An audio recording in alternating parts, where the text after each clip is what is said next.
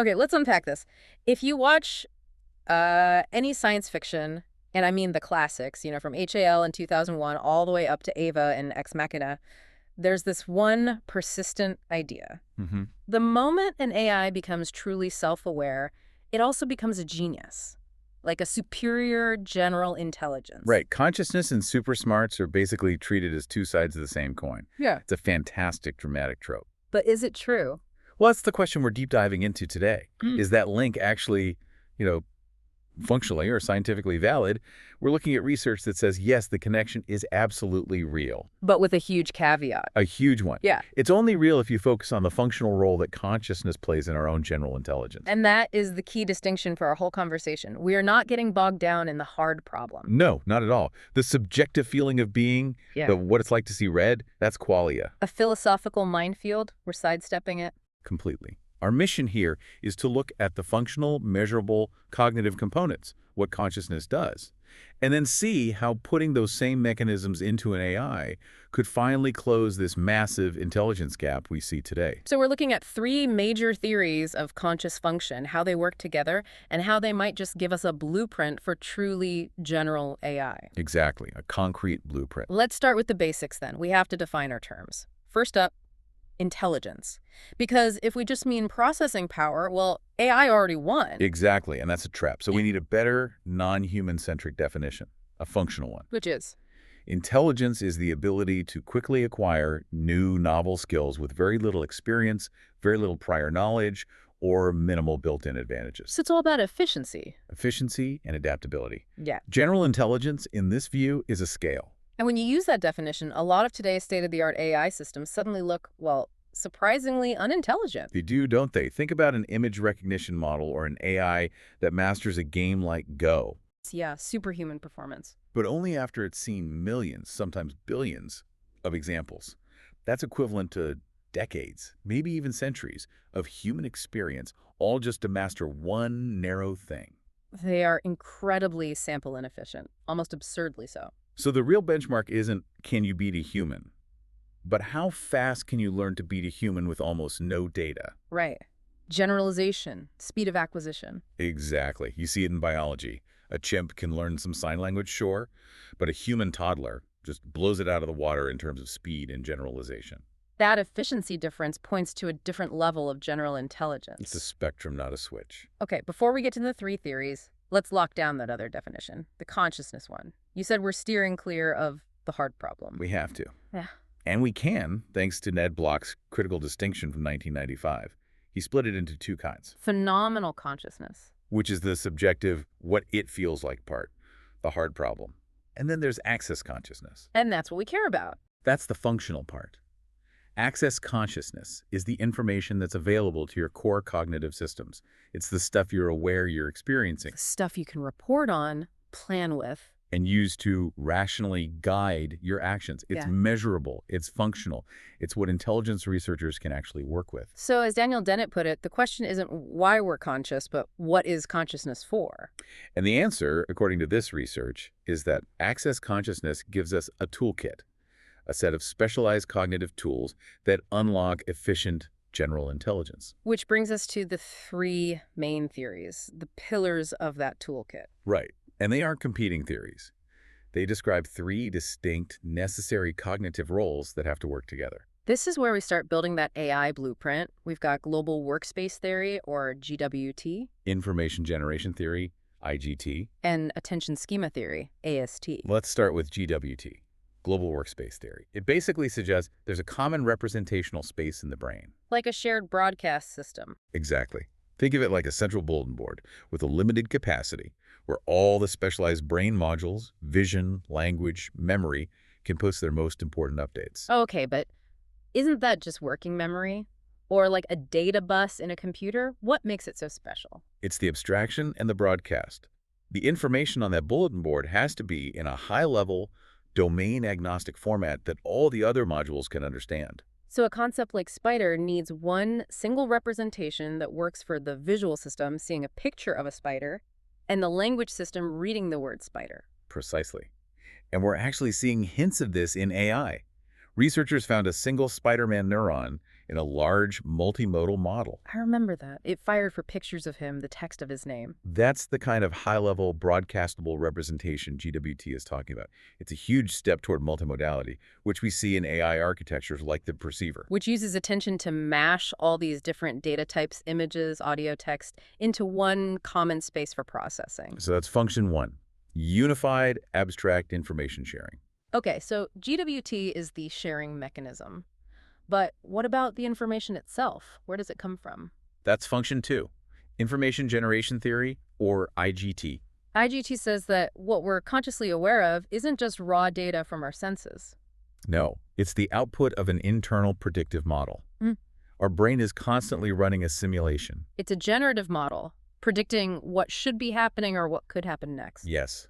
And to do that, it needs a strong internal cognitive map to make sure the simulations are coherent, that they follow the rules of the world. The mail slit experiment from the source material is a fascinating example of this. It's a perfect illustration. So researchers studied someone with a type of brain damage called form agnosia. They had no conscious awareness of an object's shape. Right. But they could still perform the action. They could post a letter through a mail slot perfectly, even though we couldn't tell you what shape the slot was. Behavior without conscious awareness. But here's the kicker. Here's the kicker. If the researchers took the mail slot away just before the person went to act, they failed completely. Because they couldn't hold the model of it in their head. Exactly. Without conscious access, they couldn't generate and maintain a simulation of the world when the sensory input was gone. IGT says conscious access is the key to that internal simulation ability. And in AI, this is literally the foundation of model-based reinforcement learning. It is. Instead of crashing a car 1,000 times in the real world, the agent crashes it 1,000 times in its internal model first. It learns from simulated experience. Which reduces the amount of real-world data it needs by orders of magnitude. It learns efficiently, which gets us back to our definition of general intelligence. Okay, so we have sharing with GWT and generating with IGT. What's the third pillar? AST, attention schema theory. AST is meta. It's on another level. AST says that consciousness is the brain's model of its own attention process. It's not just about paying attention to something. It's about being aware of the process of paying attention. You're not just looking at the apple. You're aware of the act of you looking at the apple. So it's a form of self-modeling. I have a model of the world from IGT and a way to share info about it with GWT. AST says I also have a model of me and how I choose what to focus on within that world. Exactly.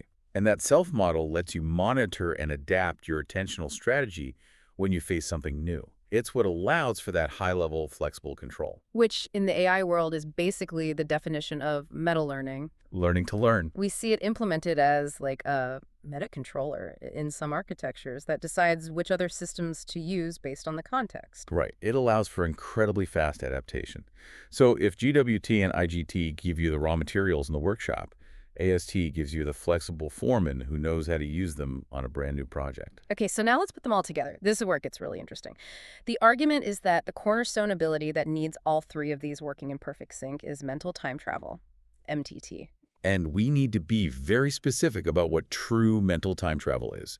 This is Endel Tolzing's definition. It's not just remembering a fact. Right. It's the ability to project yourself into a past or future event and actively participate in that imagined experience. First person. You have to know it's you who's doing the projecting. Let's contrast that with simpler things. Like first, there's just simple replay. Replay is common. We see it in rodents. It's simulating trajectories they've already seen. It happens when they rest or sleep, and it helps consolidate memory. It's purely backward-looking. Okay, a step up from that is preplay. Preplay is simulating possible future actions, but, and this is key, it's limited to the current environment and the current task. So a rat at a fork in a maze kind of mentally simulating going left then right. That's vicarious trial and error. It's a form of preplay. But it's only simulating paths within the maze it's currently in for the reward it's currently seeking. So what would that rat need to do to show true mental time travel? It would have to simulate being in a totally different maze, or what the world outside the maze is like. It has to simulate trajectories from possible environments and for possible goals, not just the immediate ones. It's completely untethered from the here and now. And that's the generality we need for general intelligence. So how do our three theories, IGT, GWT, and AST, combine to make this possible? It's this beautiful nested system. IGT provides the raw simulation engine. It generates the stream of a possible future, the whole world model. Exactly. A coherent world model of that past or future event. But that's just a fire hose of information. So then GWT steps in. GWT acts as the editor. It selects specific details from that simulation, holds them in the global workspace, and focuses your attention on them. Crucially, it also suppresses your current sensory input so you can immerse yourself in the simulation. And AST is the final piece that makes it all about you. Yes, AST provides the meta-control. It's the mechanism that creates the awareness of, I am the one projecting myself into this generated future. It allows you to be the time traveler, not just a passive viewer of a movie. It's what lets you change your own plans based on what you experience in simulation. The Proust-Madeleine cake analogy from the source material is perfect here. It is. The taste of the cake is a sensory cue that enters the GWT, the global workspace, That cue triggers the IGT system. which then generates this incredibly rich, coherent simulation of the childhood title. Memory sites, sounds, emotions, the whole world. But he's not just hallucinating. AST is running, providing that self-awareness that says, this intense experience is me remembering. This is a memory. And that awareness allows him to analyze the memory, learn from it, and write about it. He's adapting his current behavior based on a simulated past. That's MTT. And the ability to do that is what lets us learn so incredibly efficiently. You can run millions of experiments in your head without ever taking a step. So if this integrated MTT system is the goal, where are we with AI right now? The sources argue we have the parts, but not the whole. That's a great way to put it. We've made huge progress on the individual components. We have causal models for IGT's generation. We have transformer attention for GWT. We have episodic memory for replay. But putting them together is the real challenge. So what happens if we combine, say, two of them? Let's say we get IGT and GWT working together. Okay, so strong generation plus abstract sharing. You'd get a very powerful form of preplay, an agent that could adapt really well to changes in his immediate environment. But without AST. Without that metacontroller, it would lack flexibility for truly novel situations. Couldn't really monitor how it's learning and then change its entire learning strategy on the fly. And what about the other way? GWT and AST so, abstract attention plus meta control, but without a strong generative model, without IGT. That system would be an amazing meta-learner. It could figure out the rules of a new task incredibly quickly, but it would be horribly sample inefficient. Because it couldn't practice internally. Exactly. It would still need massive amounts of real-world data to learn from because it can't generate its own.